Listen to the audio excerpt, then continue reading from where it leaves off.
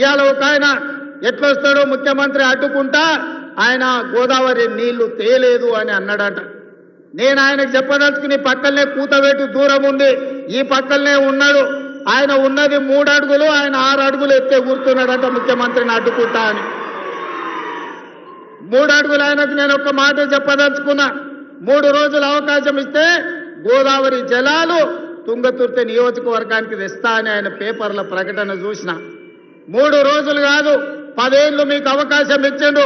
ఎందుకు దేవాదుల నుంచి తుంగతుర్తికి నీళ్లు తీసుకురావలేదు, గోదావరి జలాలతోని ఈ ప్రాంత భూములను ఎందుకు తడపలేదు అని నేను అడుగుతున్నా. అందుకే ఆయనకు చెప్పదలుచుకున్నా, అయ్యా గ్లాసులో సోడా పోసినట్టు కాదు గోదావరి జలాలు తుంగతుర్తికి తేవడం అంటే. నీకు తెలిసిన విద్య ఒక్కటే, దొరగారి ముందల చేతులు కట్టుకొని గ్లాసులో సోడా పోయడమే, కానీ నీకు తెలిసిన విద్య అంతకంటే లేదు. నీ ఊరు మండలం చేసుకున్నావు, మండల ఆఫీస్ అన్న తెచ్చుకున్నావా, ఎంఆర్ఓ ఆఫీస్ అన్న తెచ్చుకున్నావా, పోలీస్ స్టేషన్ అన్న తెచ్చుకున్నావా? 10 ఏళ్ళు మంత్రిగా ఉండి నీ నాయకుడు ముఖ్యమంత్రిగా ఉంటే నీ సొంత మండలానికి ఒక ఎంఆర్ఓ ఆఫీస్, ఎంపీడీఓ ఆఫీస్, ఒక పోలీస్ స్టేషన్ తెచ్చుకోలేని సన్నాసివి ఇవాళ మా మందుల సామెలు తీసుకొస్తే సిగ్గుతో తల వంచుకోవాల్సింది పోయి ముఖ్యమంత్రిని ప్రభుత్వ కార్యక్రమాన్ని అడ్డుకుంటానని ఆయన ప్రగల్భాలు పలుకుతుండు. ఏది ఒక్కసారి అడ్డుకొని చూడు, మా తుంగతుర్తి నియోజకవర్గంలో కాంగ్రెస్ పార్టీ కార్యకర్తలు చూసుకుంటారు. దా పక్కనే రామరెడ్డి దామోదర్ రెడ్డి గారు ఉన్నారు ఊరికాడ. మేమందరం ఈ వేదిక మీద ఉన్న వాళ్ళు ఎవరు అక్కర్లేరు. మా దామన్న ఒక్కడు జాడు ఈ నియోజకవర్గంలో కూర్చుంటే అడ్డుకునేటోళ్ళు ఎవరో, అడ్డం పడేటోళ్ళు ఎవరో, వాళ్ళ కథ ఏందో, వాళ్ళ కమామిస్ ఏందో దామన్ననే తేల్చగలడు.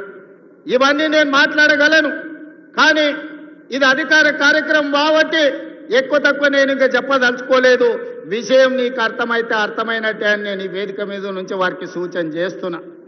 నిజమే, నేనేదో ఇది కలిపినా అది కలిపినా, నేను నీళ్ళు కలిపినో సోడా కలిపినో ఏం కలిపినో నా సార్కు పక్కన పెట్టి, కానీ నీలాగా గురుదక్షిణ కింద తీసుకుపోయి కృష్ణా గోదావరి జిల్లాని అప్పచెప్తలేను నేను చంద్రబాబుకి.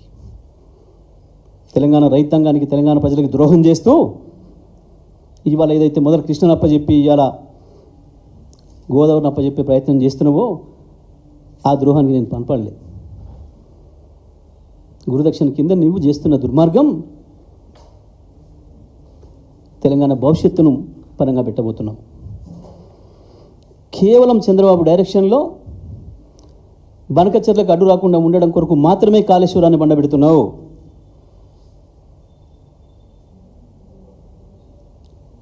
రేపొచ్చే కమిషన్ ఏదైతే ఉంటుందో ఆనాటికి మనం గోదావరిలో ఇప్పటికే మనకు హక్కుగా ఇచ్చిన జీవోల ద్వారా ఇచ్చిన 960 టీఎంసీల నీళ్ళని మేము ఆల్రెడీ వాడుకుంటున్నాం. పై వచ్చే నీళ్ళలో కూడా మాకు ఇంకా అక్కరుంది, కొత్తగా ప్రాజెక్టులు మొదలుపెట్టుకుంది అని చెప్పి మనం చెప్పాల్సిన దాన్ని కాళేశ్వరం ద్వారానే 150 టీఎంసీల నీళ్ళు మేము వాడుతున్నామని చెప్పాల్సిన విషయాన్ని దాచిపెట్టి చంద్రబాబుకు కావాల్సిన పద్ధతుల్లో, బనకచెర్లకు కావాల్సిన పద్ధతుల్లో నువ్వు యాక్షన్ చేస్తూ ఉన్నావు. ప్రతి అక్షరం నీళ్ళ విషయంలో నువ్వు మాట్లాడుతున్న ప్రతి అక్షరం చంద్రబాబు రాసి పంపిందే. చంద్రబాబు ఏజెంటు ఇక్కడ ఉన్న ఆదిత్యనాథ్ దాస్ ద్వారా రాసిచ్చిన స్క్రిప్టులు చదువుతూ తెలంగాణ రైతులు పెట్టిన భిక్ష నీ పదవి, దాన్ని ఉపయోగించుకొని అదే రైతాంగానికి ద్రోహం చేస్తున్నావు. దానికి తోడు స్వామి కార్యం స్వకార్యం అన్నట్టు వేలాది లారీలను పెట్టి ఇసుక తోడుతున్న తొడేళ్ళు అక్కడ దుర్మార్గంగా కోట్లాది రూపాయలు సంపాదించుకోవడానికి నీవు, నీ మంత్రులు, నీ మంది మార్బలం చేసే దుర్మార్గం కొరకు కాళేశ్వరం నీళ్ళని ఇవ్వటం లేదు. ఇవాళ నువ్వు అటు స్వామి కార్యం అవుతుంది గురుదక్షిణ కింద, ఇటు స్వకార్యం అవుతుంది కోట్లాది రూపాయలు జోలు వేసుకోవడానికి ఇసుకతోని. అందుకే ఇవాళ నువ్వు కాళేశ్వరాన్ని ప్రారంభం చేస్తలేవు. ఇది అక్షరం నిరూపిస్తాం, ప్రజల్లో నిన్ను దోషిగా నిలబెడతాం.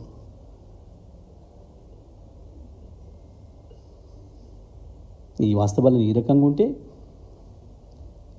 4 బూతులు మాట్లాడిపోయి ఆనందాన్ని కలిగిస్తానికి నీ మీడియా భజన పరులకు కొద్దిమందికి ఆ స్లాటర్ హౌస్ల కొరకు నువ్వు చేస్తున్న విన్యాసాలు అర్థం కావనుకుంటున్నావు ప్రజలకి. ప్రతి అక్షరం అర్థమవుతుంది. సందర్భం వస్తే ఎవరిని ఎక్కడ పెట్టాలనో, ఎవరికి ఎట్లా వాతలు పెట్టాలనో తెలుసు ప్రజలకి.